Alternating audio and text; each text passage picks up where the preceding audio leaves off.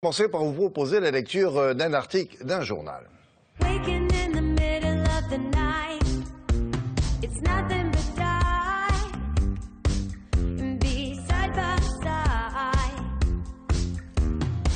Jean-Marie, cet article est extrait de Courrier International et Maë Manjoulou, effectivement, s'est intéressé à un article qui parlait de l'huile de palme. Vous connaissez l'huile de palme? Quand vous tournez certains produits, vous voyez écrit en tout petit huile de palme. Et certains nutritionnistes en Europe, en France en particulier, ont dit l'huile de palme, c'est pas terrible l'huile de palme. Ben écoutez, ça tombe bien parce que là-bas aussi ils aiment pas. Parce que des palmiers à huile, on en plante trop. Et c'est ce que dénonce cet article-là. C'est paru dans quoi? Quel journal d'ailleurs? C'est à Jakarta, c'est un journal indonésien exactement.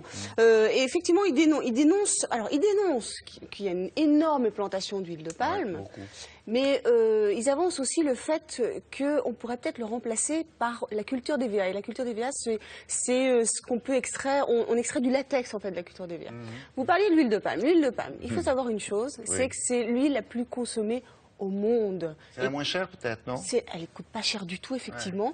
Au niveau industriel, c'est très très intéressant parce que non seulement elle n'est pas chère, mais en plus elle génère beaucoup d'huile. Vous voyez, on la retrouve partout, comme vous le disiez, c'est chocolat, chips, plats cuisinés, même les cosmétiques aujourd'hui, vous voyez. Donc c'est une huile qui a une place très très importante et elle cause beaucoup de dégâts. Pourquoi? Parce qu'elle n'est pas bonne pour la santé, déjà. Beaucoup de gras saturés. Et puis surtout, elle est responsable d'une déforestation extrêmement importante. Alors donc ça, on le sait moins, nous, en Occident. Nous, on ne connaît que l'aspect gras saturé. Gras saturé, pas bon pour les nutritionnistes disent faites attention, n'en consommez pas trop. Ça, on connaît. Ça, la déforestation, ça, on ne connaissait pas à ce point. Une catastrophe, William. C'est une catastrophe environnementale.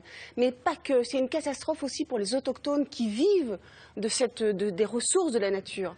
Et donc, dans l'article de Courrier International, là, on est en plein Bornéo. On est exactement à Kalimantan Ouest, dans la partie indonésienne, donc.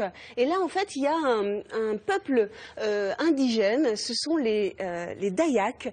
Les Dayaks, ils se sont lancés dans la culture d'EVA. La culture d'EVA, c'est pas nouveau, hein, c'est ancestral. Donc ils se sont lancés dans cette culture parce qu'ils se sont dit, finalement, ce serait une très bonne alternative parce que la culture d'EVA, ça cause beaucoup moins de dégâts. Regardez.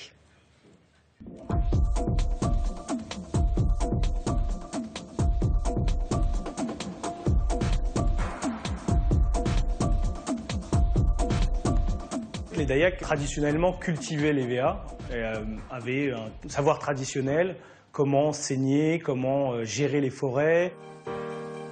Donc aujourd'hui, le palmier à huile prend de plus en plus de place et au fur et à mesure remplace toutes les plantations d'EVA avec un autre modèle et une autre logique commerciale derrière.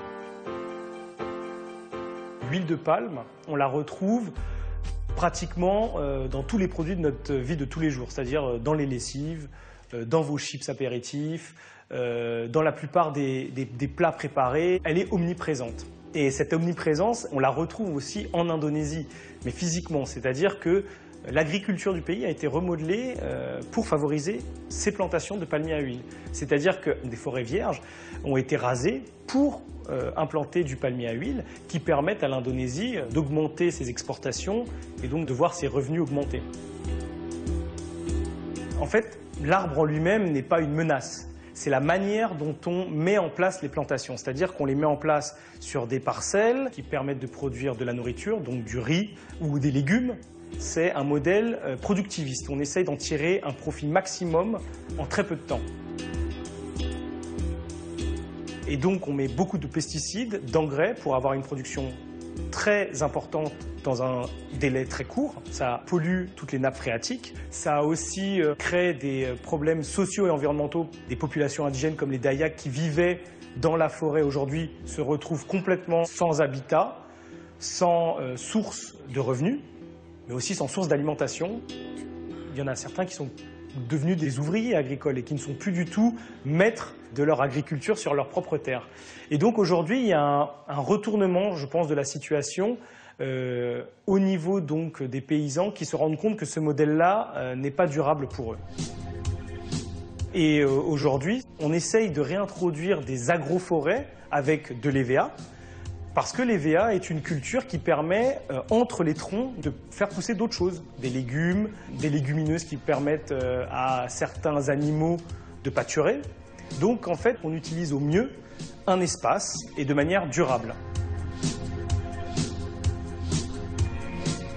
L'idée, vous l'avez compris, c'est pas de mettre de l'EVA dans les chips, hein, c'est pas ça du tout. C'est de mettre un peu moins d'huile de palme, effectivement. Mais on va pas les laisser faire, ces gens-là. On va pas les laisser faire. Ben, il y a forcément Et d'intimidation, William. C'est des lobbies qui sont très puissants, qui sont très forts. ça leur rapporte beaucoup d'argent, hein, ces lobbies-là dont vous parlez. Énormément d'argent. C'est des millions de palmiers à huile qui sont plantés, vous voyez. Donc, ce qui est vraiment important de dire aussi, c'est que des mouvements sociaux, comme le CCFD, par exemple, et les ONG, soutiennent ces peuples, soutiennent tous ces gens pour leur expliquer qu'ils ont des droits, qu'ils peuvent récupérer leurs terres, ou en tout cas qu'ils peuvent se défendre. Parce qu'évidemment, non seulement ils sont ils sont intimidés, mais en plus, on leur prend leur terre de force, vous voyez, parce qu'il y a beaucoup de corruption. Voilà. Donc c'est vraiment important que des ONG, effectivement, les soutiennent. Ok. Vous trouvez ça dans Courrier International? À la page 40 de cette semaine. Merci beaucoup, Marie. On va s'intéresser maintenant à la carrière d'un comédien très populaire que vous connaissez bien. Vous le retrouvez à la télévision, vous le retrouvez sur scène si vous passez par là.